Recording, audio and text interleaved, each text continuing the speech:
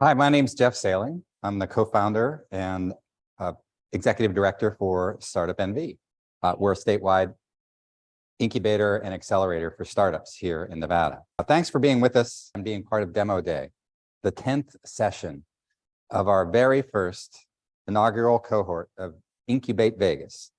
That's a program sponsored by Clark County to help founders in the idea stage of their startup to understand what the journey is like from the idea that you have all the way through to raising capital and growing the business. So Demo Day is kind of like a final essay for the course where founders incorporate the lessons from the previous 9 weeks into a 6-minute pitch of their business, the goal of which is to have a potential investor or another key stakeholder start to ask questions, get curious, and hopefully say, I'd like to hear more. As members of the community, hearing pitches today, think to yourselves, if the founder put you in that curious state of mind. If they have, it's a successful pitch. So what's beyond Demo Day? At StartUpNV, we have 2 other programs, Incubate NV and Founder University, to help entrepreneurs in the Incubate Vegas program to take the most logical and productive next steps. We're also merging our operations with Startup Vegas, so participants in the StartUpNV programs like Incubate Vegas can get further practice and exposure through the family of Startup Vegas events. As the founders pitching today have learned, the entrepreneurial journey is not an easy or a short one. It takes courage and fortitude. And Demo Day and pitching is a way to demonstrate those traits. Congratulations to the founders pitching today for making it here. And thank you for demonstrating the courage to all that are part of this program and to all that will be watching today. Not only are you putting your idea out there for all to see, but you're taking questions and criticism, and that's not an easy thing. So again, congratulations and thank you. So the way this is going to work today is everybody's got a total of 12 minutes, 6 of it designed for your pitch, and then another 6 designed for Q&A. If you don't use up all the time, don't worry about it. We'll just move on to the next person. You don't have to don't feel like you have to fill the entire time. And the order of pitches today are going to be Zoe, you're going to be up first, Shay second, Shannon third, Adrian fourth, Simon fifth, Charity sixth, and we're wrapping up with Peter. So if somebody's not here or ready to go, or they decided not to come, we're just going to move to the next person. And we probably won't know that till the very last minute. So that's part of being the fun founder journey, is all sorts of stuff goes wrong or it doesn't work the way you expect it to. Sort of like here in the room today, we're hearing one of our fire alarms or something chirping down the hall. There will most certainly be slides that don't work the way they're supposed to, or other things that just happen. I've been doing pitching my own startups and pitching to investors to invest in our funds who would then invest in startups since 1992. And almost every single time, something happens. It's part of the fun of being a startup founder and part of the fun of being in a startup journey. So Zoe, it looks like she's mic'd up and ready to go. So Zoe, come on up and tell us about your startup. Hello, ladies and gentlemen. My name is Zoe Camper. I am the founder and CEO of Zoe Camper, LLC. First and foremost, I'm an artist. I have been an artist pretty well all my life. Since the age of 4, I've needed to draw, particularly on walls and furniture. But I finally found some paper and started my creative career. I moved to Las Vegas in 2017 and I started building my profile here. I've just had a fashion show last week that had 6 sponsors, one of which was actually Clark County and the City Centennial. So I'm about profile building at the moment. I've had a solo show over at the Core Contemporary. I managed to sell thousands of dollars worth of art. This is just me basically beginning to build my profile. But what is it that I actually do? Well, I draw and I make clothes. I have an online shop, which you can see here. And this is just a flavor of some of my pieces of work. What you're seeing on this side is my drawings of some of the Las Vegas casinos. I absolutely love the Sim City era of Vegas. And that's one of the shirts that I'm actually wearing today. So this shirt has been about a year of development, and I'll explain why that's the case in a minute. I'm also drawing portraits for an exhibition in London later this year. These people are part of a project, which is a cryptographic project, to learn about blockchain and other elements of security that it's going to be really important to know about as technology develops. This is a series based on cryptographic storytelling, for example. And again, any questions about that, gratefully received. These are my pieces. So I create limited edition art and artware. These are all online. I make them to fit. It's a slow fashion business with local makers with whom I have a charter about making. They negotiate a price and we work together to make. Everything, as far as I can, is made in America. This cotton that you see here is American made. I keep supply chains short and have a fantastic time. I take hours over this business. This business is my life. It is absolutely what I want to do and absolutely love doing. So what is it that frightens me? What's the problem? What is it that wakes me up in the middle of the night and I think, oh my God, what happens if this happens? Well, it's about being faked. It's about counterfeits. It's about someone taking my ideas and making money on a grey market, for example. It's about stealing my business ideas. And worst of all, my big fear is that someone shows up with something and says that I made it when I didn't, and it's a fake. So what I've been working on is protecting myself and fellow artists from counterfeiting. It's $100 billion a year is lost to counterfeiting. Counterfeiting costs artists their livelihoods. I could wake up one day and there would be nothing because no one trusted my product. And that's one of my worst fears, is that it looks like it's mine, but it isn't. There's also a whole industry of super fakers, for example. So what have I done? I've started to build something that will benefit artists in the first instance. It's preventing their art from being faked, and it ensures that artists can have the confidence to make a living, which is something that I have to have every morning I get up, to be sure that what I'm doing, all that effort, is going to actually pay off. My cryptographic tracking provides value to artists by ensuring they can defend against fakes. I want to partner with investors to implement the proof of concept, which is the business you've seen. That's what I've spent the last year and a half actually perfecting. I expect to spend money on automating the business platform, which is what I will demo for you in a second, and the system development, basically making a platform that artists can use to protect their work. This is the system as it works currently. If you buy an original piece or a limited edition piece, you will get a certificate which is based on RSA encryption. You get the public key. You can then use the cryptographic hash, which you can see buried in this shirt here. It is printed when you make your bespoke order. You grab that with your phone.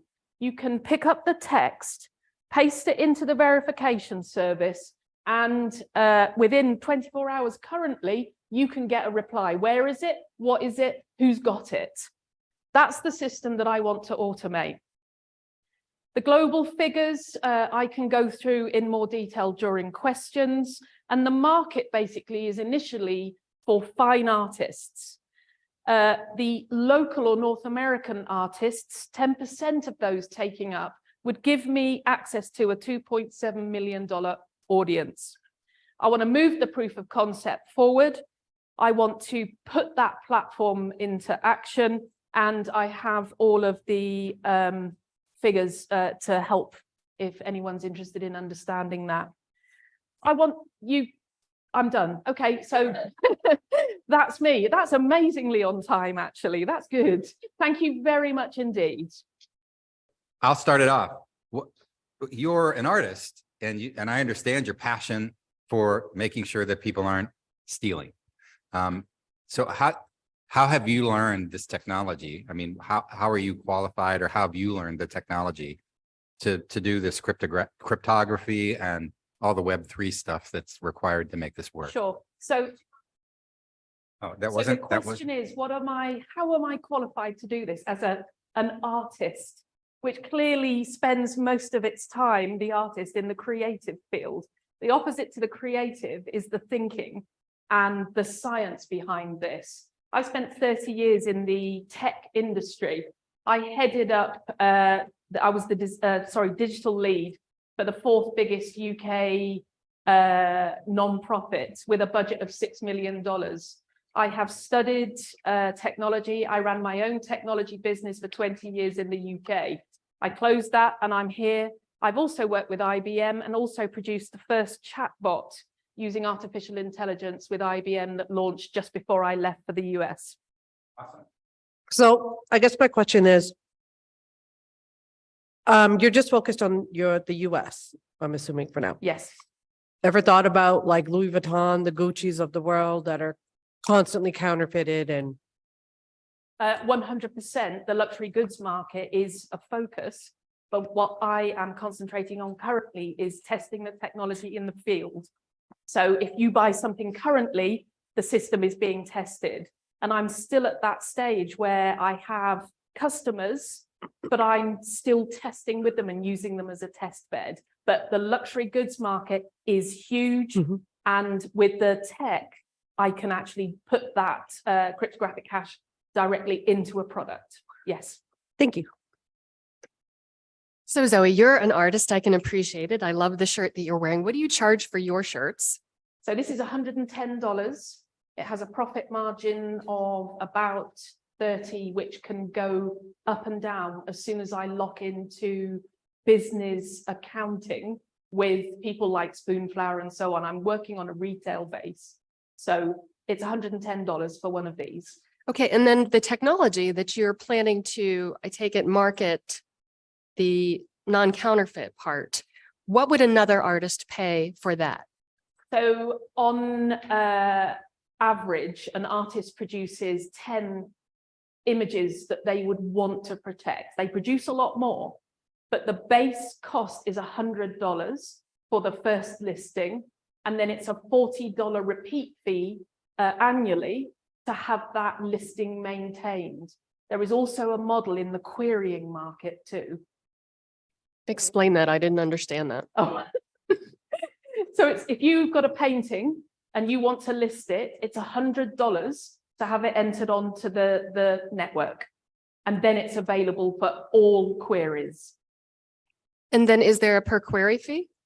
I haven't thought about that, but there is possible in terms of kind of, there's all sorts of subscription potential here. Okay, thank you. So I want to make clear, the business that you're pitching is the technology business, the anti-counterfeit business, not your artist business. Both. Okay. You can invest in me, in my passion and my clothing, but the kind of thing that emerged was that desire to protect everything. And then I saw that that had potential in its own right.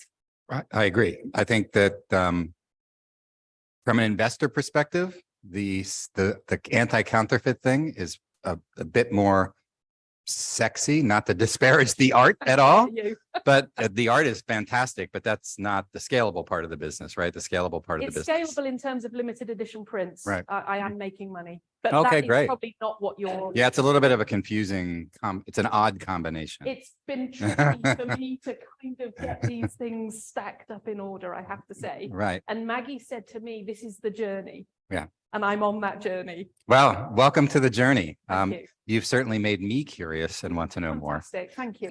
Yeah, well done, really. Okay, Shay, there she is up next. Thank you so much for giving me this opportunity today. My business is very different from what everyone else is going to be presenting today. I have a nonprofit organization and it's called Tampons for Peace, period.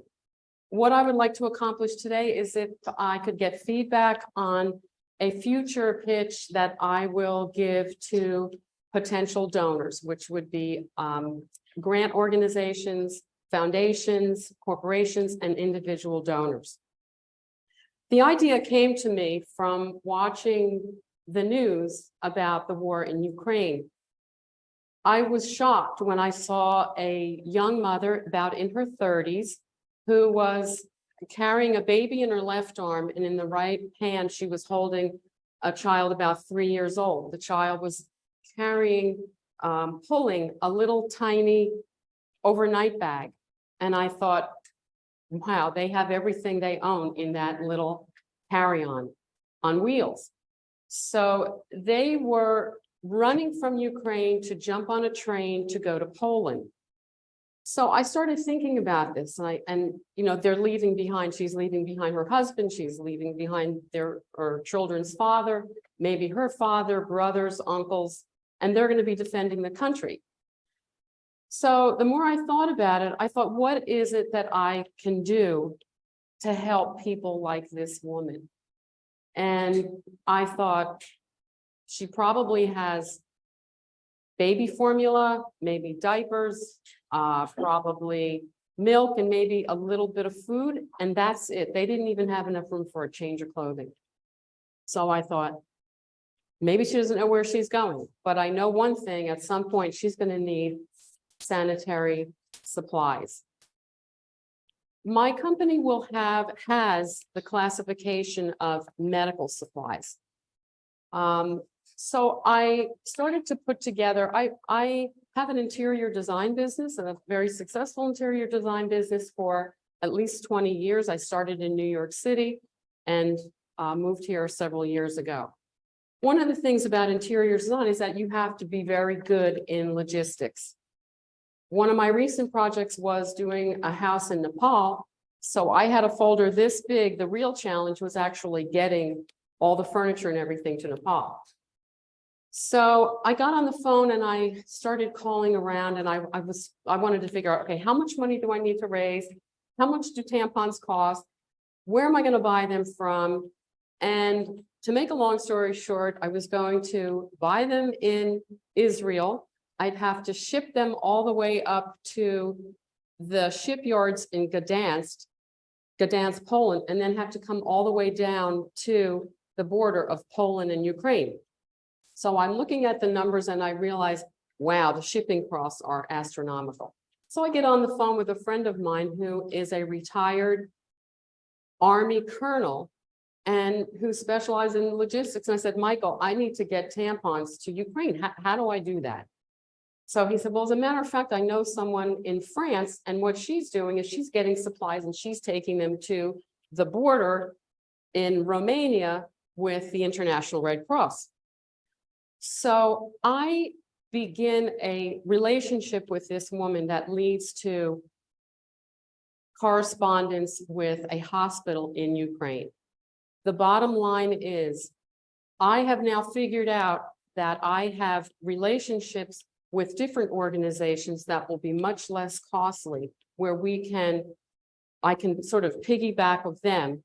And it's called a procurement agreement. And I will specify what I want delivered where, and they will make it happen. So by doing that, will bypass a lot of freight charges and shipping costs, and we'll be able to bring down. I'm thinking I'd like to raise, when I'm ready, $50,000, and that will supply 22,000 women for a 3-month supply. Are there any questions? I'm not sure. Yeah, By the awesome. way, one other thing. Investors invest with funds, and in my case, it's going to be about giving a gift of the heart. And there is no better dividend that pays off like giving from the heart. Thank you. Well, that's awesome. And thank you for sharing your heart with us. And as an operator of both a venture fund and a nonprofit, at Startup NV, I mean, I think we'll have some pretty interesting, or at least a good perspective on the feedback on the nonprofit side. Mm. So I think I like the fact that you're specialized, that you're very focused on tampons, sanitary products for women, and that's going to it's going to make your pitch for charity to you a little bit easier and more specific than being, more general. Exactly. And so I think that's good. I think it'll be interesting as you do research for grants. Because if it's a government grant, they're usually very specialized depending on the department that's giving them and what the objectives are of the grant.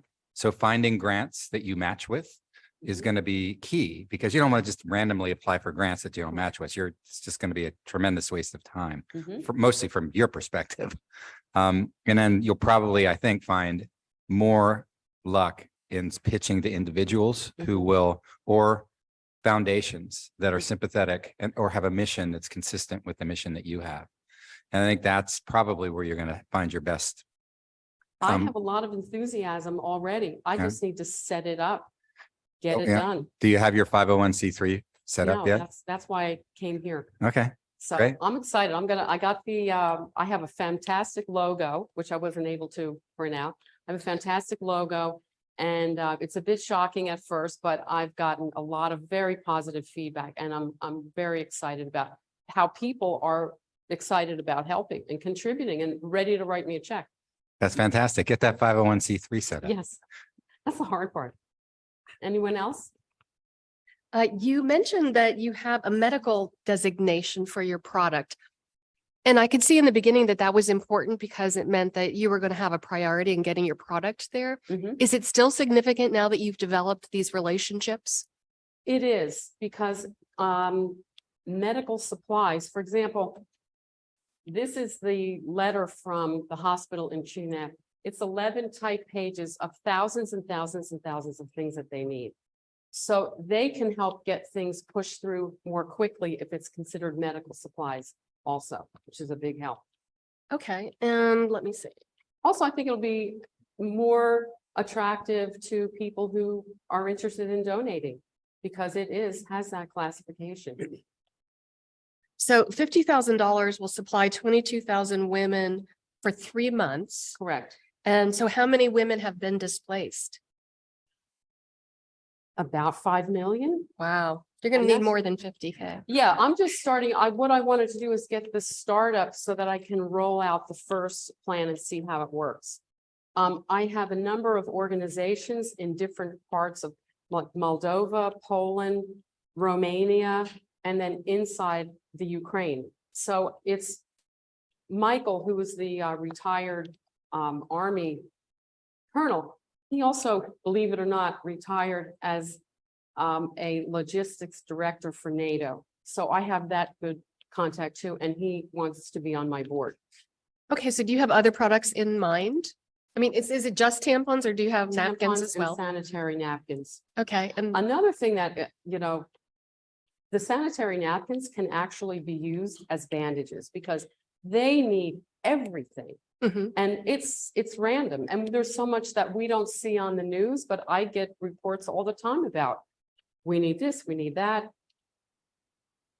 okay, Jeff um, has another question. Okay.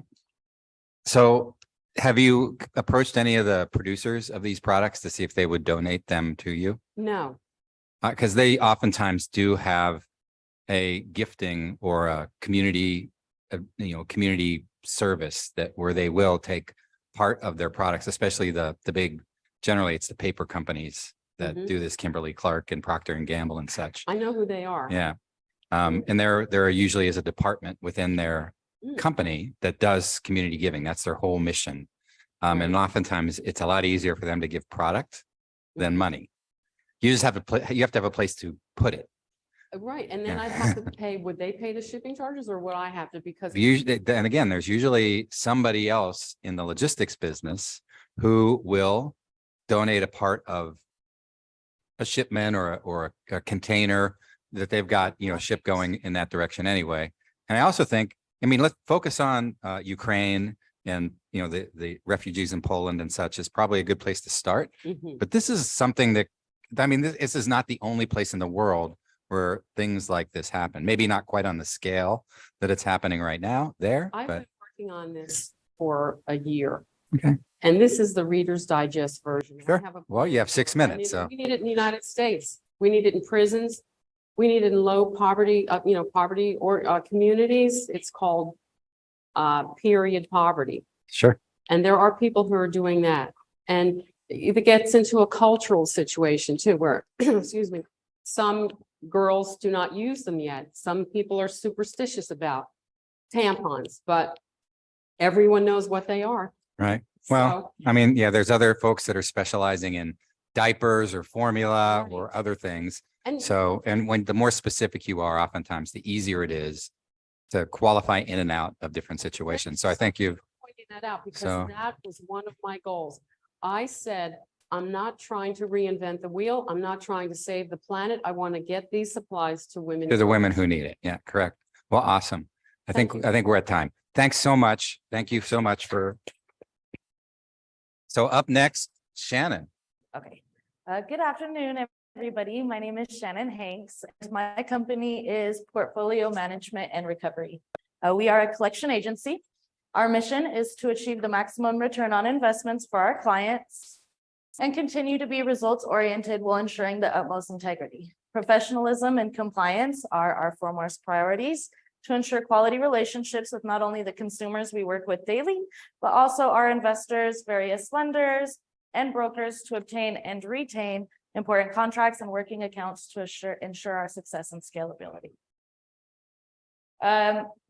Although we are open to a diversified portfolio, we're going to focus on 3 types of debt. The first is the most common type of debt, household. The aggregate household debt is increasing at an annualized rate of 3.9%, reaching $16.9 trillion in 2022. The second type of debt is going to be tenant debt. The COVID-19 pandemic has had a significant impact on tenant debt. Property management companies and private owners were greatly affected by this as they were unable to evict tenants due to non-payment. Many of the tenants didn't qualify or for other reasons didn't receive rental assistance, leaving large balances uncollected, ultimately leaving homeowners left wondering how they were going to recover these funds. The third type of debt is going to be judgments. Over 80% of judgments go uncollected every year. Studies show that most of the judgments go uncollected either be due to incompetence or lack of initiative, meaning that most people think that once a judgment is rendered, they're going to get a check in the mail, and that's usually not the case. They have to actually pursue that judgment, and they have either at that time exhausted their resources and energy, or they just don't know how to do it. So the solution, of course, is our company, Portfolio Management and Recovery. The 2 key concepts that set us apart from other collection agencies is our professionalism and automation.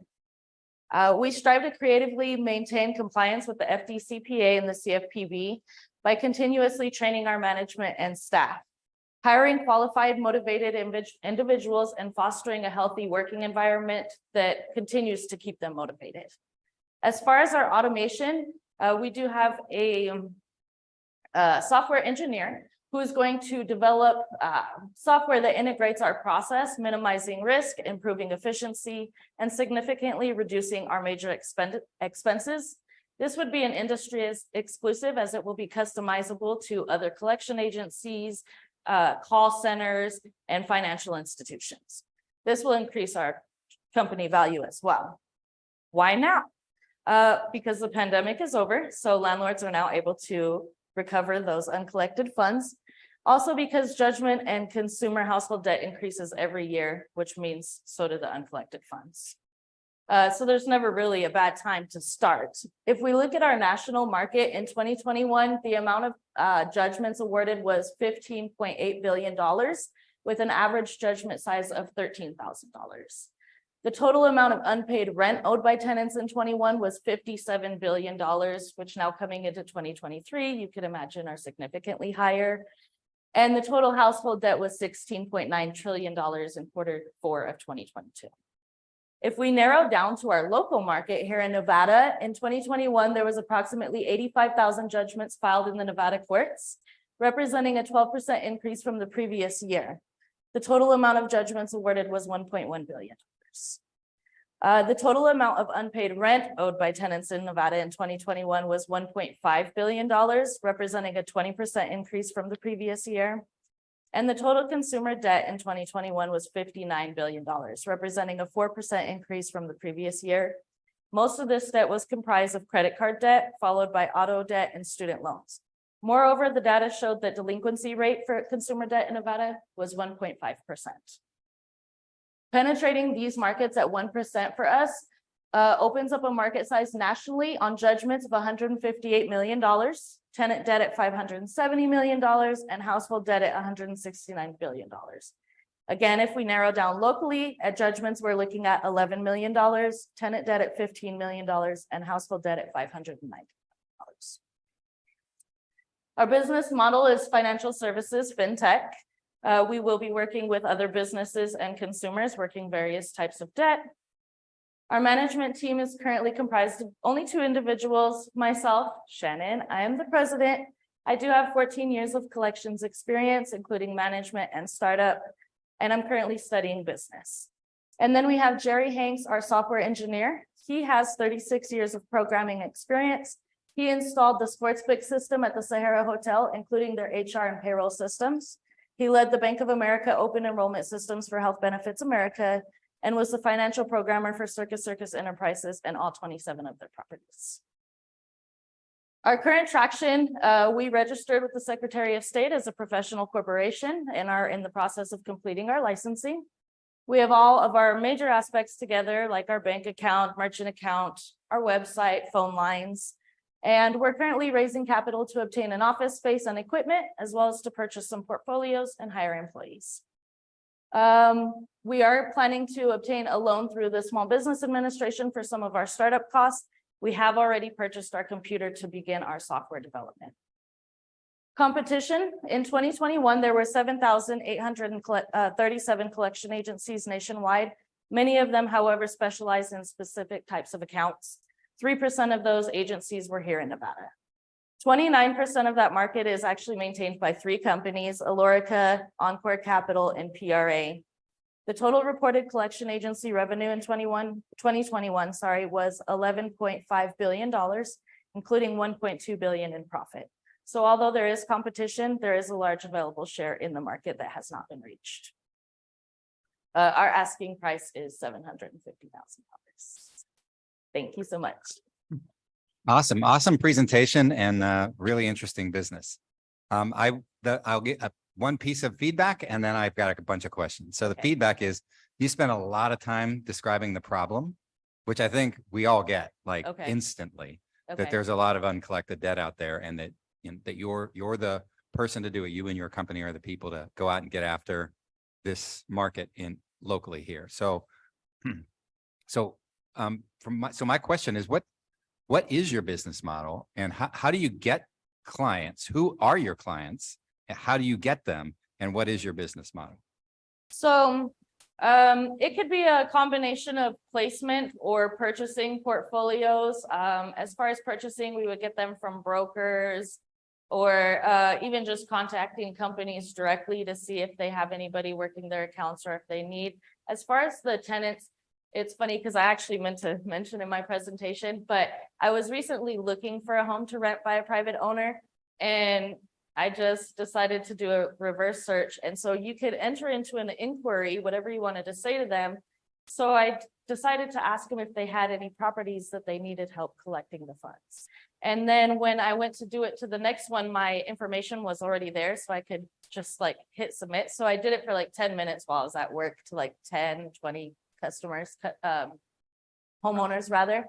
And by the time I went on my lunch break, I had people calling me. So I talked to 2 of them. One lady had 2 houses with almost $40,000 worth of debt on them. And then another guy, he was just finishing his process of the eviction and his was over 25,000. And he was asking how do we start right now? So with those, it would be more of contingency based. And so it would just be advertising and marketing to those individuals. And then it would be a contract, basically, once I recover funds, then we would split it. Oh, so that's the business model then, is you take a healthy percentage of whatever it is that you're able to collect on their behalf? Yeah, well, I have a different pricing system depending on like how delinquent it is and other factors. And then, yeah, and then the business model as far as getting the judgments would look essentially be the same, reaching out to those individuals or businesses that recently received a judgment or within a certain amount of time has gone uncollected and see if they need assistance. So is there a way to collect that information like from the courts when a judgment is It's all issued? public record. Yeah, I thought so, but so it's a really interesting, sort of very open place to go find your prospects. And that's kind of what I wanted part of our automation to do with our software was to gather that information from the courts and compile those lists and generate letters to those individuals, some texts, emails, phone calls, with just like a pre-recorded message. And then, so essentially that will be the automated portion of it, is automating as much of them as possible, starting with the judgments, because I think that would be the easiest. And then I just think that would kind of be half of it. And ultimately, where do you see this going? Is this a business you want to grow sort of for yourself and for the people who ultimately work for you and have it be the way you know, that this is your professional career? Or is this a business you want to build up big and sell to somebody else? Something I want to build big and sell to something else, somebody else, including the software. I think the software could sell as well, if not by itself. So That was actually my question. Can you tell us a bit more about the software, and what makes it unique? yeah, so when I did the startup for the other company in 2020, it's like you have different companies you have to go through for your CRM, your dialer, all these different aspects. And so I want the software to integrate all of that to where the CRM is communicating with the dialer as far as even the phone numbers and registering them with the companies, because now they come up as scam likely. And so they've actually put into place a system where you can register them now with the phone companies so that it doesn't do that. I want the software to automatically do those things for us, because the dialer itself is a third of the cost when you're running the blaster for the agency. And so if we can design the software to do it for us, then we don't have to go to those companies and pay those high costs to do it. And then I also want it to, you know, work with the accounts as far as when it hangs up, it dispositions and notates the account, and also where the collectors can record their voicemail and have it on there so that when the voicemail picks up, they can just drop it on there instead of having to voice it over and over, and that will cut down their time and allow them to reach more customers, and just different things like that I wanted to integrate the full process for them. Shannon, how did you come up with 750,000? So when I was doing our financial projections, that was roughly what our first year of expenses would be. So you are going for an SBA loan, I believe, but you said you've already raised some capital? No, we've just put in our own funds so far, and then we're going to ask for the loan to finish our licensing and other couple things that we need to put together. And then we're looking to raise funds for our office and portfolio acquisition. And how many employees do you think you'll have a year from now? So I was hoping to start with 10 this year and maybe get it to 20 next year, 20 or 25. That's wonderful. That's very ambitious. So if you've listened to any of our presentations to the public, we talk a lot about the SSBCI program that matches the funds that we invest in businesses from our funds. There's another part of the much larger part of the SSBCI program is loans of up to $250,000 to small businesses. Okay, So make sure you contact us after. okay. We can point you at the site, which I believe is NV Small Biz with a Z. I think that's what the site is. Okay, But we can get, if that's not it, we'll figure it out. we'll figure it out. I just don't remember it right off the top of my head, Okay, but they are looking for Nevada-based businesses, and the state actually guarantees 80% of the loan. oh, nice. So you can oftentimes get a little bit bigger loan than you might otherwise be able to get through the SBA. Okay, So check it out I and appreciate look for the loan part of it, not necessarily the venture capital part. Okay, I have your email actually, we'll send it to you right. okay. Wow. I'm sorry, Joey. We're out of time for questions, according to Maggie. Okay. So, thanks very much. I'm Simon Nicholas, CEO and founder of SYT Karaoke Battle App. I present to you a new and innovative karaoke app that has the potential to transform the karaoke industry. The problem with traditional karaoke app, it has a limited features. They don't engage in a real competition. It has a poor scoring system and no monetary incentives.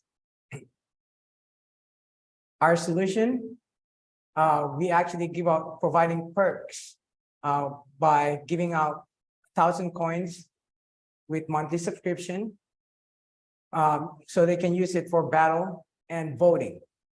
It has a lot of interaction between the singer and the audience. It is the audience who vote who is the better singer. Singers can generate income through their fan base, product promotions, and contests. Karaoke market opportunity is worth 4.8 billion in 2021 and expected to grow by 5.6 billion by 2027. This includes music-related streaming, physical location, and mobile app. Our SWOT analysis, SYT's strength, it is unique and innovative concept. It has a large market and interactive experience. Weaknesses, it's going to be limited song upon launching, possible copyright issues from the beginning. Opportunities, expansion to the global market, collaboration with a music label, and potential higher revenue with the in-app purchases and advertising. Our threats, competition from the established karaoke apps, changes with the music industry regulations and technical issues. Our target market is people who actually enjoys karaoke, but we believe it's going to be popular among young people who likes to challenge and socializing with their friends. Our target market valuation, actually, I just wrote it.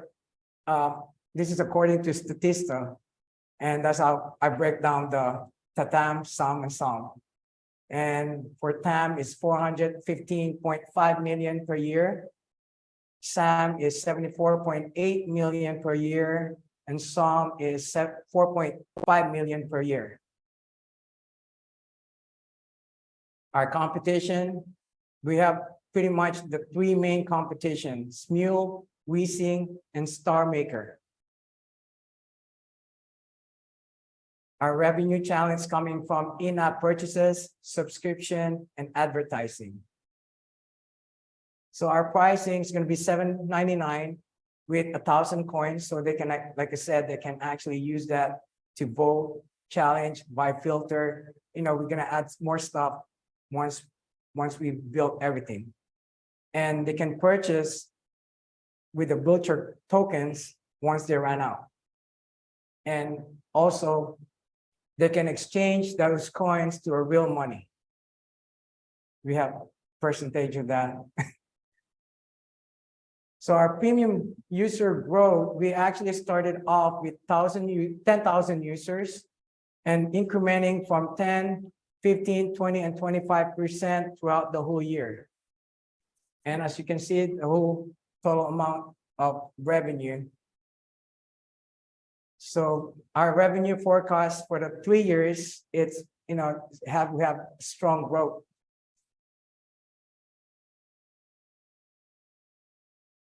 Yeah, we're inquiring 200,000 for marketing, product development, operating capital, staffing, and music license. And this is our pretty much connect with us, and our team member consists of 5 people. Thanks so much, Simon. Really appreciate it. So some of my questions may be a little naive because my experience with karaoke is the movie Duets. I love that cast and love that movie. So, so the audience, is this a product that you're selling in a karaoke like that movie where people are going out to a venue to do it? Or is it more on online More kind of? online. Okay. Online. So you invite your family and friends. So you invite your family and friends, going to be open forum. So you trying to, we're going to do offline and live streaming. So you actually have to, make a 20 videos so you can actually promote your products. You can go live streaming. That's a future actually, you can, hey, we have a battle, me and this person at 4 p.m. You can join us, So you and your cousin are Yeah. facing off and you got the whole family out? Yeah, that's right. Okay, and the $7.99 that you're charging, Yes. they just keep buying more coins? It's Well, not that's or is it a right. subscription? Yeah, we're giving 1,000 coins. Right, So if you run out with that, because, like I said, you're gonna be using for battling. Like, if I'm singing on my feed, said challenge me for 50 coins, and someone challenged me for 50 points, and then they have a pot. So at the pot, with your family and friends, whoever they pick wins the pot. all right, interesting. So it's almost like it's got a little bit of a poker component to it as That's well. Interesting. I think I'm gonna pass the mic off here in a sec. The thing I would have you think about is you can ask for the $7.99 for 1,000 coins, Yes. but if somebody joined it on a monthly basis and you gave them a certain number of coins and then they could buy more for that monthly That's fee, correct. So that makes your revenue recurring, which makes your business worth a lot more to investors. So just a little change to your Change business up. model yeah, might that's what bring we you did some there. more. Yeah. We just actually put in the numbers. So right now you're just focused on family members. Are you open to like doing challenges where you open it up to even strangers where they battle each other, put money in the pot? Yeah, so pretty much, yeah, you pretty much there's only 2 of you on the platforms, you can't really do anything. But that's why you're trying to, hey, gather around, check this out. So word of mouth, pretty much, that I did actually I work at the airport. So I have attraction on my website. Yeah. So I gather people, hey, check this out, whether you like it, put in an email. So I gather attraction. So I accumulated about in 1 month at 3,553 people who actually like the idea. That would be interesting if you actually made it into an app and Yeah, then we're opened up like a battle to strangers and challenges. well, And that's what we're trying to do. That's why we have the contest. We're gonna later on in the future. That's why we're trying to do a contest. Whoever make it on top is gonna be. We're also wanting to do a voice matchmaker because if I can't sing and you're challenging, right? yeah, So voice matchmaker will be good point. yes. So that's what we're trying to do in the future. If you get a notification, if this person is right match for you, you can challenge. Yeah. Yeah. Okay. All right. Yeah. I would need a voice matchmaker. A filter, right? Yeah. So Simon, you Yeah. said that the coins that you're giving would also be exchangeable for real money. Exactly. How does that happen? Well, that's why we have a level of, so we have a level, like, if you exchange it, we have 55% goes to the company and 45% goes to the singer. So they actually, so they can make money for themselves too. We're also gonna be they can generate by views, and they were giving that money away for them. So it's a win-win situation. Win-win for the company and win-win for the singers. Because they can promote their business also while they do live streaming. Oh, so they can take the money that they're earning. Yes. Yeah. A couple of questions. Could you just tell me what the revenue was in year 1? I can barely. What was the revenue in year 1? I think you Well, yeah, alluded with, to that. With the 799, with the 300. So with the 324,000 users, our revenue just for the 799, it's gonna be 2.5 million. At least And you're 2.5. doing that now? Pardon? Are you doing that now? Well, we have the app almost ready. And then we're Gotcha. gonna give out 500 coins so everybody can, Right. And So- if someone is collecting coins, Yes, are you legally bound to always have money in the bank to match a potential payout? Are you subject to those kinds of laws? Because not everybody is gonna be making that money, making all those coins. So we have. But you have to have, Yes, you have. a you have to limitation. match. That's right. Thank You have you. limitation in that, so. Awesome. Well, I think especially that last question was really interesting. I know there's a lot of rules around contests Yes. and having different states regulated a little bit differently. Yes. So it'll be something to make sure you understand well. Some of them, we're still in a, first stage. I Yeah. mean, we still, getting a music license. We're still trying to get into that. Right now, we're gonna be using a non-copyright music, but in a later future, because we have to pay the. For the, if Yeah. you want to sing a Beatles song, you have to Exactly. have the music, you have to have a license for it. Well, like I said, within maybe a month, we have our app ready, so we can get more, we can bring out coins, so we can see how this thing get more traction. All right. And are you actually doing this actively right now? No, like I said, where our developer is gonna be finishing up within a month, so, Terrific. Yeah. All right. Any other questions? thank you. All right. Thanks so much, Have a Simon. good day. Thank you. Okay. Well, Peter, take it away whenever you are ready. Well, thank you guys. I appreciate the opportunity, and I'm very new to this, but my business is going to be called Etoncelle Tinte, which is French for tinted sparkle. And my intention is to be the most sophisticated supplier of cut colored stones. We basically make these. One of many other objects that we're going to be working on, right? I came across this because of my experiences in actually cutting as a hobby. The current problem is that in the United States, even though we represent about 30% of the world's consumption of cut colored stones, we import almost 99% of that total. And the biggest problem has been labor costs and the technology that's being used. And this isn't my data. This actually came from the USITC. So I'm not making a new problem here. I'm not stating a new problem here. This is somebody else's information. It's not difficult to see. This is a gemstone cutting machine from the 16th century. And this is a currently manufactured one. The fundamental differences are, well, we've got electronic motors to drive it. And we've got an angle protractor that does the digital readouts. Otherwise, the operation is exactly the same. Yeah.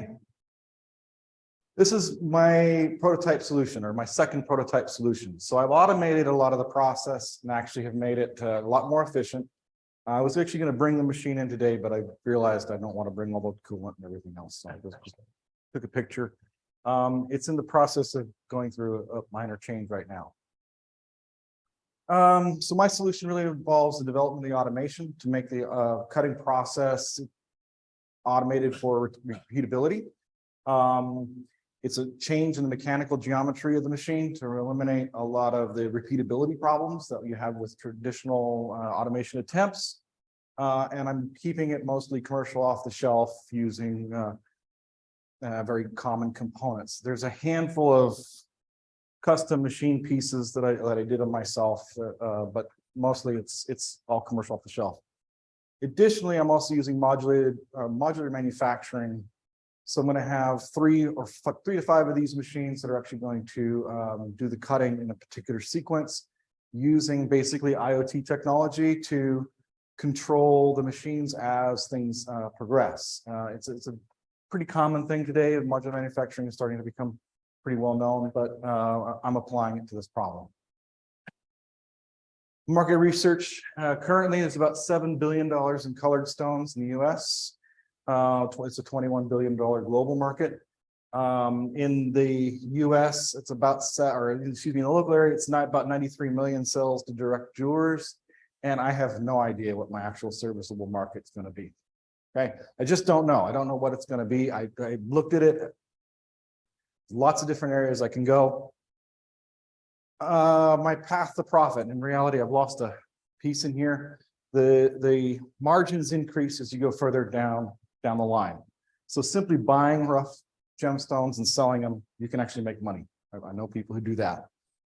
Value added to cutting stones, you can then actually increase your profits or increase your revenues through selling those. And then if you make an end product, such as finished jewelry, and in this case, this is a gemstone that I've cut for my wife. She's a Seahawks fan. You can kind of see that it's got some Seahawks colors in there that allow you to, well, it's kind of unique. It's kind of a football shape. Pass that around. In the traditional gem industry, there's a 50% or so markup between rough that's coming into the US and rough that's actually resold to other cutters. Cut stones, it's typically 100%. So whatever you pay for the rough, you can typically double the price for the cut stone. In some cases, depending on the stones themselves, they actually are much, much higher. Additionally, going to that end product is at least a doubling. So the further down the chain I can move, the more potential revenue I can generate. So I've kind of outlined that.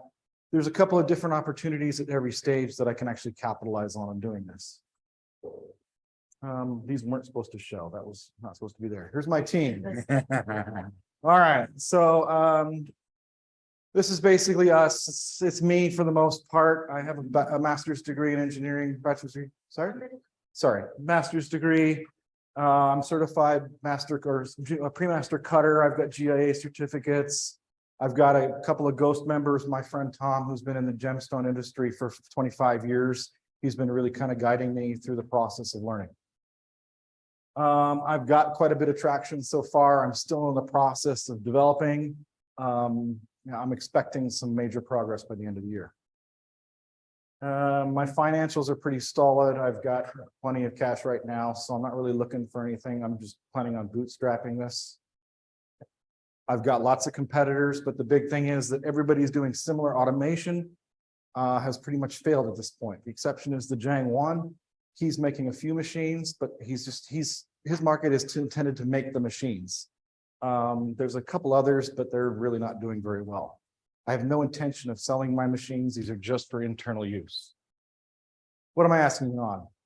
Nothing at this point. I'm really just kind of asking, am I doing this right? What am I missing?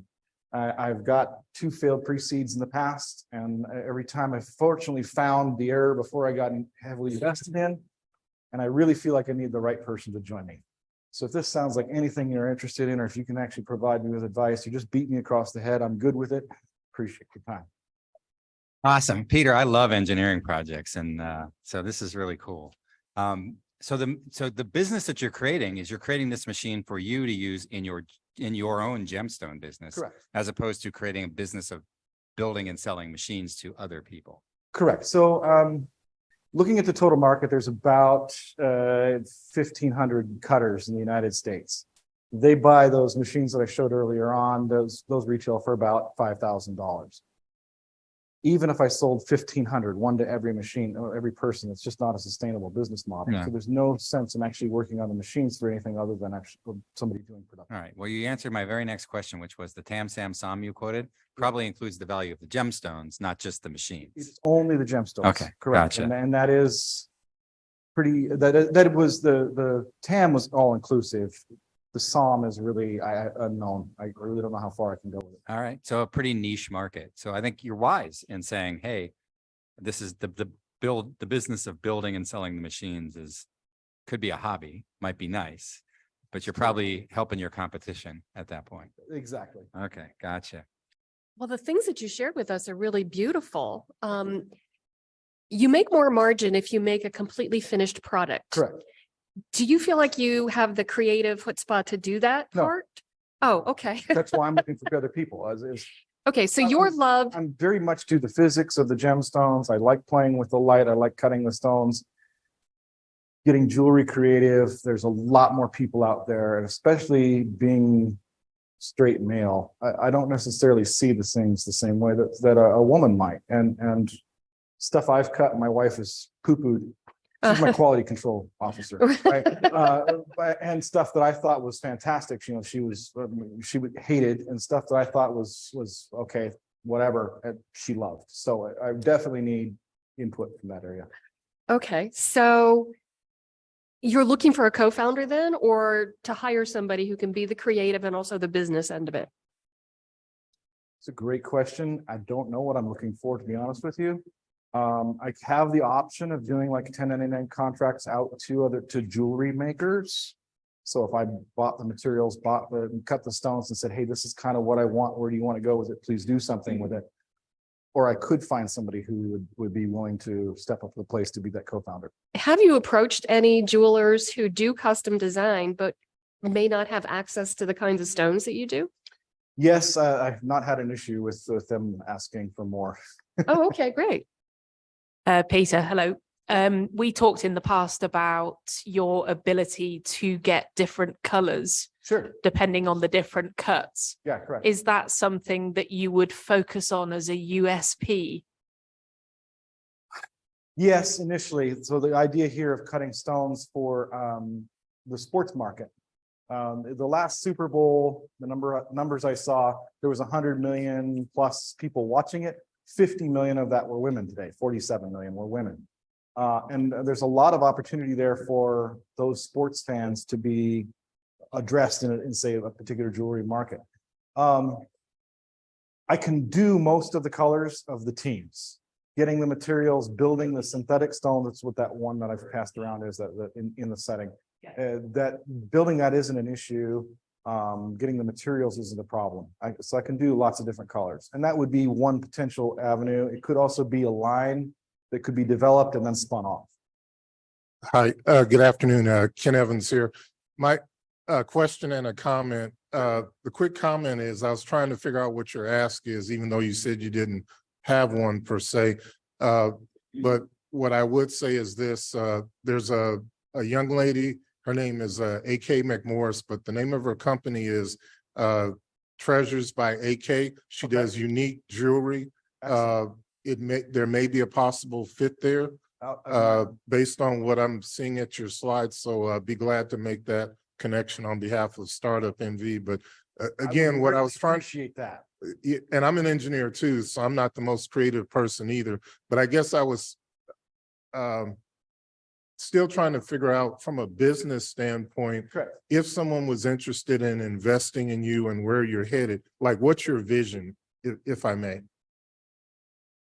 Well, the big vision, I actually have a Gantt chart not here. I'm hoping that by December of this year, I have my production machines built. I've got 70% of the components. I've got a couple pieces I have to finish machining to be able to get everything together and then assembly. At that point, I have to generate a couple pieces of software. When I get to that particular point, then I'm going to have to make the decision as to how much I'm going to put into time as to get this running. Business cases really are I'm not sure, to answer your question. When are we going to be ready? I'd like to just start by selling these finished products at the jewelry shows and things like that. They're open online to be able to generate interest. Once I have a gauge of that interest, I'll have a better sense. I wanted to ask, these were simulated stones, but is your technology applicable to real gemstones? Yes, here's an amethyst So- that I cut. Okay. Send this back. This So, actually has a unique pattern inside of it. so have you done rubies, sapphires? Rubies, sapphires, and emeralds are not a problem. Yep. Okay, then Yep. let's talk. Oh, yeah, sure.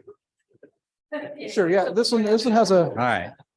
All of you, It's a spider cut into it. I did this for Halloween. Okay, so if you hold it up to the light, and I can do flowers, I can do all kinds of different patterns inside of it to make. all right. Yeah, all you 49ers fans that. Oh, no, we're not doing those colors. Sorry. Like who are thinking of making off with the Seahawks stone. So I guess that, did I get the divisions right? 49ers, Seahawks, Rams. I think they're in the same division. Sorry, I don't know my football. No, in the green. Okay, yeah, so to answer your question on recuts, it's a very common need in the jewelry industry. The biggest headache with it is that usually once a stone is damaged, your yields, when I cut it, I'm going to recut it to a much smaller size. Oh, how about this? We're getting into custom quotes now for those of you online. People are whipping out their jewelry saying, what can you do with this? And what can you do with that? I could take something that size. Yeah, I could cut something smaller out of that. Yeah, that's not a problem. Yeah, it's a nice little emerald. Yeah. Okay, Ken had one last question here. Oh, yeah, So- any further. So I Ken's can asking give you for. an email offline. I'm sorry, I'm just not. All that right, so far we're not along. broadcasting it online, but Ken's gonna get the special treatment behind the scenes here. So, you-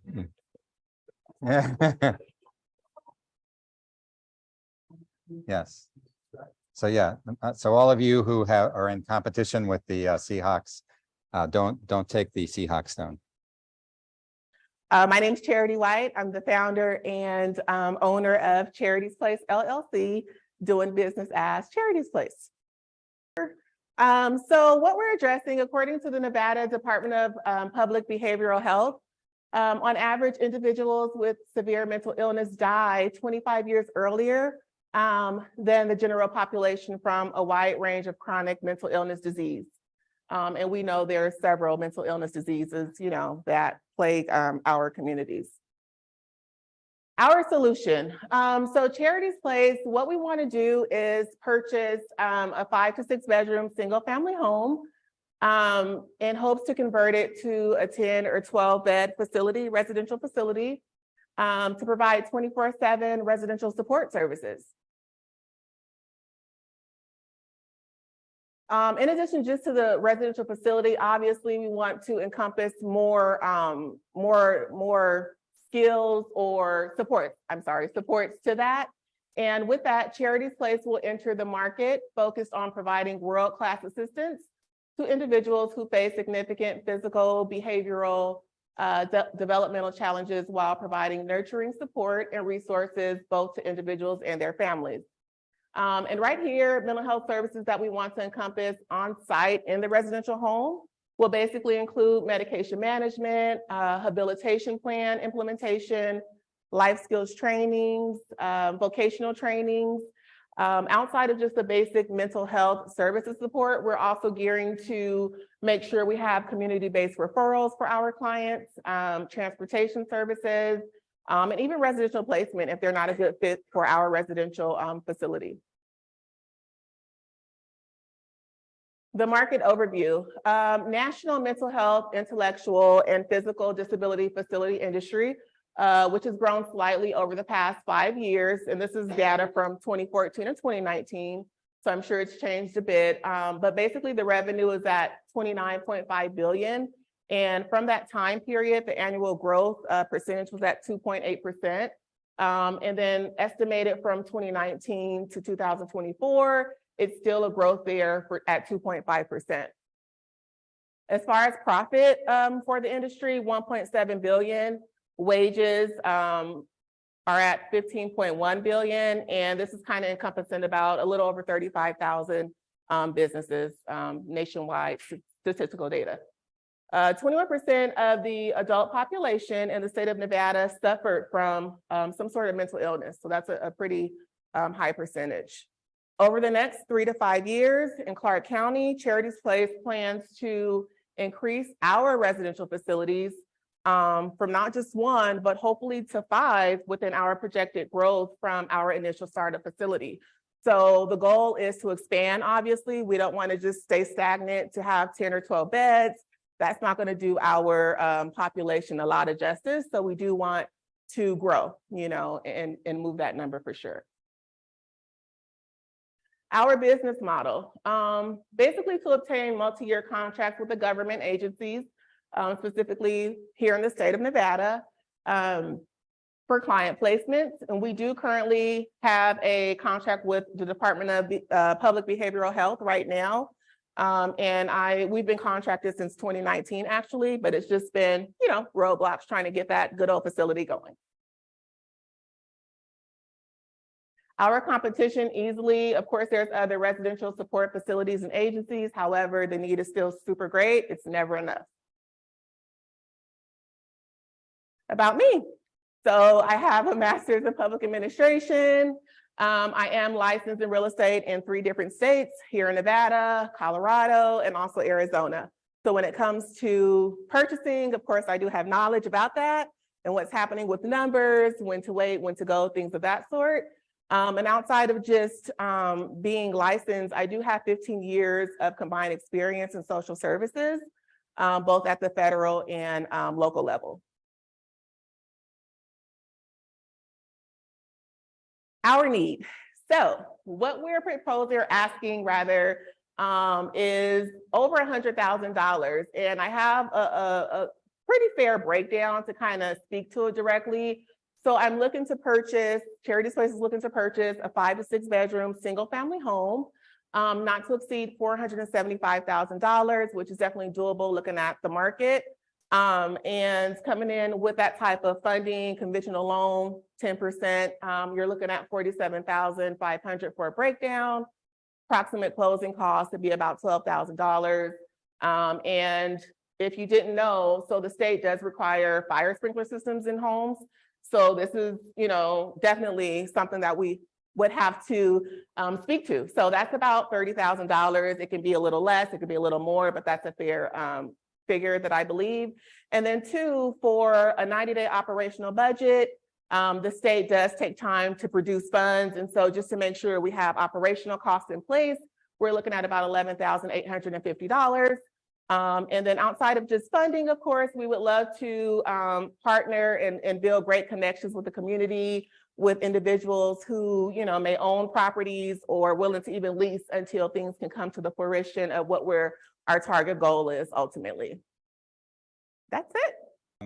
So bless you for working on this problem. Clearly, Oh, yeah. it's something that Thank you. that our community needs and many communities need. Is this going to be as a nonprofit that you're doing this, or is it a for-profit providing a service? It's a for-profit providing services. Mhm. And do you, I mean, it would seem to me that there's Mhm. probably a lot of licensing and some zoning and other things that are required. Can you do this in any neighborhood you want, or is it something that you have to pay attention to having this kind of facility? Yeah, so being licensed, I'm already licensed with the state, you know, so I do have that contract with the state, behavioral health, as well as Southern Nevada Adult Mental Health Services. So right now, they're just still looking for bed space for clients. But when it comes to purchasing, realistically, it's not really an issue of being zoned because it's still a home, you know. The gripe that I understand, some neighbors may not want that, or their immediate community may not want to have individuals next to them, you know, in that setting. But other than that, like, it's still a house, it's still residential. So it's not like it needs to be zoned for that purchase. And last question before I pass the mic off to somebody else. Is your long-term goal to grow this into a business for you and all the people that would work with you in this effort and just keep it going sort of indefinitely? Or is it something you're going to grow and then look around for some other bigger organization to buy you out? Got it. So it's my heart. I want to stay in it forever. So right now I'm, you know, still obviously in real estate or whatnot, and would love to just kind of do it part-time, but I'm kind of full throttle in that business. But I definitely want to grow this business to just expand here in bordering states even. And so right now, I will be the owner operator. I do have the option to work remote. So I'm kind of, you know, super flexible with that. And then as soon as we grow or have the client base, because the ratio would be 5 to 1. So we want to make sure we have enough staff in the home. And so once we, you know, get there, then that's when it's, you know, time for recruitment and things of that sort. So yeah, but all in all, we want this to stay. I don't want to give it to anybody else, and I want to see it grow. How do you find the residents that are going to occupy the home? So the contracts with the government agencies. And so just like right now, I have the contract with SNAMIS under behavioral health. And so they have the clients. You know, we have people at the hospital right now waiting for a bed space because they're being discharged. So it's clients, it's their clients specifically. I do even get calls from the general public, you know, families looking for, hey, I can't do this, any direction, what does your company entail? So for sure, the government, but then even private pay, even if it's Medicaid involved, private pay insurance, things of that sort, like we want to have our umbrella open for that too. So with the state contract that you Mhm. have, are there inspections required? Like from the health department, or your kitchen facilities, because you are feeding them? Right. So the inspections is not necessarily the health department because they still gear it under residential. So that's a key word, residential. So it's not like a hospital type bed or facility in that retrospect. But basically we do have inspections with HCQC. They're like the quality assurance division under behavioral health. So they'll come do inspections, making sure everything's in compliance, whether it's, you know, the fire sprinkler system, the extinguishers, making sure bed spaces are adequate. They'll even measure the rooms to make sure it holds the 2 beds, you know, without being too crammed. So they do inspections periodically. I don't know their timing because obviously I'm not there yet, but I do still interact with them, just still being a contracted provider right now. So what does your growth path look like? My growth path? Well, so I was hoping Q1 I would be there, but basically I feel like I'm going to start 2024 Q1. So if I can get things going before the end of, you know, the Q4 in 2023, that'd be awesome because I'm just right there. But I'm really just shooting, trying to have patience because I'm doing everything by myself for the most part. So my growth pattern is to at least get this one facility open, hopefully by the close of this year, fingers crossed. If not, I'll reset and gear up for 2024 Q1. And so with that being said, I would say by the Q3, I hope to have another one, right? So I'm letting this pay for itself, taking a little out the pot, investing in here to go ahead and start the funding for the next one. So it just depends, honestly, Maggie, like when this one can start up, because this one is like the go-getter to start I guess the drop for the next level. So yeah. Yeah, Sure. thanks. Hi. Hi, Ken Evans here. 2 questions. First question is, it builds on what Maggie just asked. Mhm. So if you get the investment, what are your plans, or have you thought about how you're going to return the investment to the investors within your business model? Right. So, and this is the hard thing for me. That's why I kind of reached out to Maggie and I think Cara and said, hey, with this type of business, what's happening? So and Ken, that's a great question. It's a little difficult, honestly, to speak to that 100%, only because funds do come from the state, right? So it's like, you know, I can have 10 clients, you know, here, and then they roll out, transition out, and then it's stagnant until they come back in or what have you. So it's kind of hard to say. I would have to really get with an investor to see what's happening, get some insight to see if it's any workaround with that.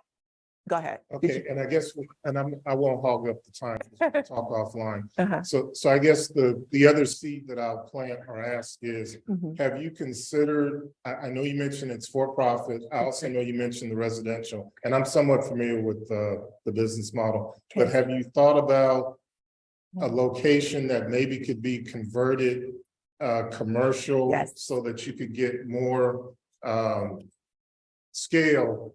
And with that, potentially, have you also, the related question is, have you looked into other individuals that have done this across the country and possibly got to the point where once they built it up, they sold it? I know you want to keep it, but again, Yeah. asking questions. Got it. So as far as commercial, yes.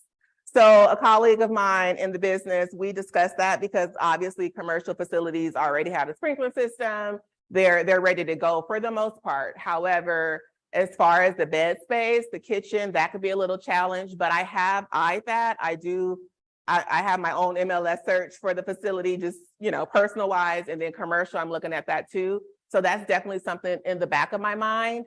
The only thing I was just thinking, like, if I'm going to just dive in deep, why not just get a home? Because it's already ready to go, check my square footage, and then invest in a sprinkler system versus putting more money into commercial, then I'm converting it to residential, if that makes sense, a more residential feel. So, but I am still eyeing both, just to try to get insight, which is the right direction. And honestly, I mean, I have time to work, you know what I mean? So I'm not like in a huge rush to sell.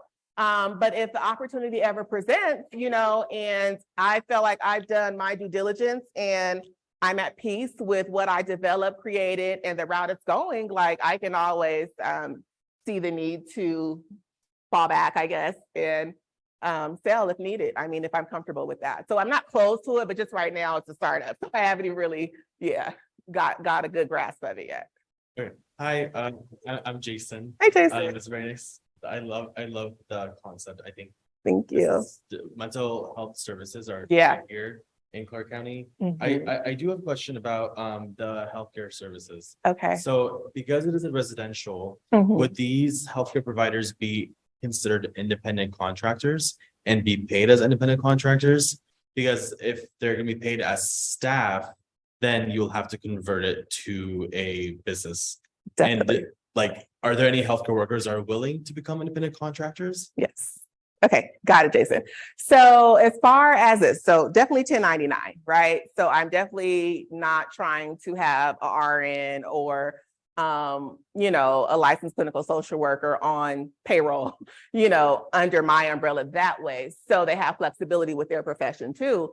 But yeah, so I thought about that quite some time ago and still it's on the forefront. So, and this is only if we need contractors in home, right? So most of these clients, they already are aligned with their, professional treatment team. So they do go out in the community for appointments, for counseling, for doctor, dental visits. So this is only if, they're stagnant or we can't get them, to elevate, right? And so it's like, hey, could you guys schedule time to come see my client? He or she's struggling with XYZ. So I just want to have those connections on contract, of course, and agreed upon for them to do that and the need for that, and as far as like vocational things of that sort, I have a ton of experience and stuff like that. So I know how to hold that fork down and even bring in others that I can, train under me to do certain things like that. But all in all, 1099, and it's only like as needed to come in to do that, for sure. Thank you. Yes. Yeah, I saw Hi. on your, the one slide that you had some figures on. Yeah. You had personnel like $1,100 a month. If you have 10 people in a house, Mhm. are you thinking you're going to spend $1,000 to have one person there to kind of be in charge? I mean, the way this sounds like, what do you call them, dormitories where you have a. So you didn't look at the figure right. I can't think of the word. You didn't look at the figure right. Let's just hold on. So that figure was 11,000, I think 980. So that wasn't even for personnel. So that was just for mortgage, utilities. This was a 90-day budget. So that was like a, right. Because when I start with the 5-to-1 ratio, right? So that'd be myself in the home providing support services. So I'm going to pay myself. I still have a profession that's going to guide me through. So Assuming that your support is free. for me. Because So it's- this is my business. So I'm going to operate my business until it has enough clients there for me to do recruitment for personnel. So that number did not include personnel. Residential homes and turning them into multifamily homes. Well, I don't know about taking it and converting it into, I don't know if I'm clear, but at the end of the day, there's a ton of providers. It's 50 of us that's already contracted with the state. They have their homes that they provide services in, like right now. As far as their whole business model, I can't speak to that, but I just know what I can do and produce until I get to that level when it's time. Right now, the state, and I have a contract, it's about $1,868 per client, per bed, per month. But that doesn't include extra funding for, like the shelter and things of that sort. That's just a rate, but they do pay extra when it comes to housing, food, and different allowances that run with that. A little over per 18. person. Yeah. So that, yeah, that's an interesting Okay. business. Yeah, so that's. Got So I it. think, yeah, right. So Yeah. we're at the end of our Q&A period. So let's get our charity. Thank you.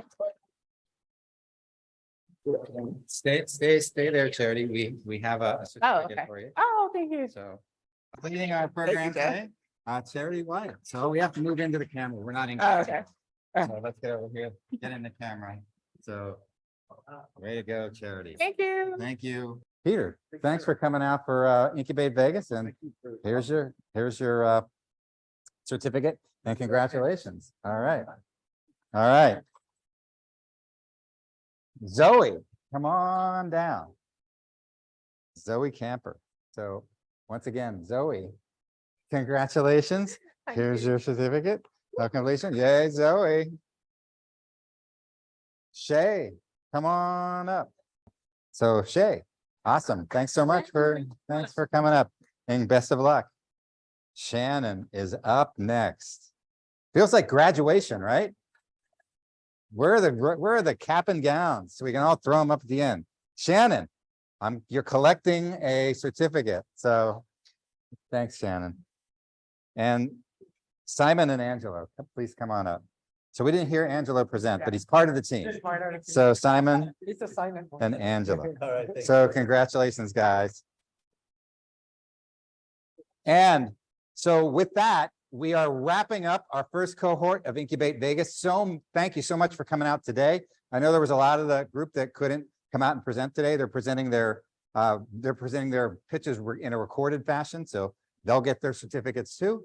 And it takes a lot of guts and courage to do what you're doing. So thank you for doing it. Thank you for bringing your creative energy to our startup ecosystem here in Las Vegas. So the question is, what do you do now? All right, so we have a couple of programs at StartUpNV, an Incubate NV program that sort of takes it from here. And then we also have another program called Founder University, which is sort of the next step beyond Incubate NV.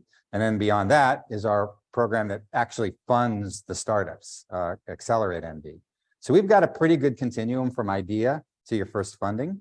And then we also suggest that you take advantage of some of the Startup Vegas events. There's a lot of pitch events. There's a lot of networking events that Startup Vegas puts on where you can get out and sort of battle test your ideas, face to face with other people. They may or may not be investors, but the more you pitch, the more you get your idea out there and have it challenged, sometimes nicely, sometimes it's not so nice, but that's okay.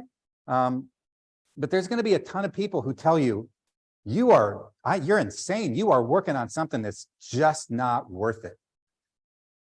Have an open mind, because sometimes somebody will say something to you. It's like, you know what? Maybe this is a niche market. Or, like Peter said, listen, I'm not looking to sell these machines. This is for me and my other business. So someone will criticize and say, oh, hey, why don't you building these machines? This is not a scalable business. Well, he's already figured that out. So, have an open mind, but boy, have some thick skin. Don't take personally when people criticize you, because they will. And so if you can follow on in some of the programs that StartUpNV has, get out there in the community with Startup Vegas. Use that website. Did I have the URL name right, Logan? nvmicroloans.org. And that's the one that says Battleborn on the website.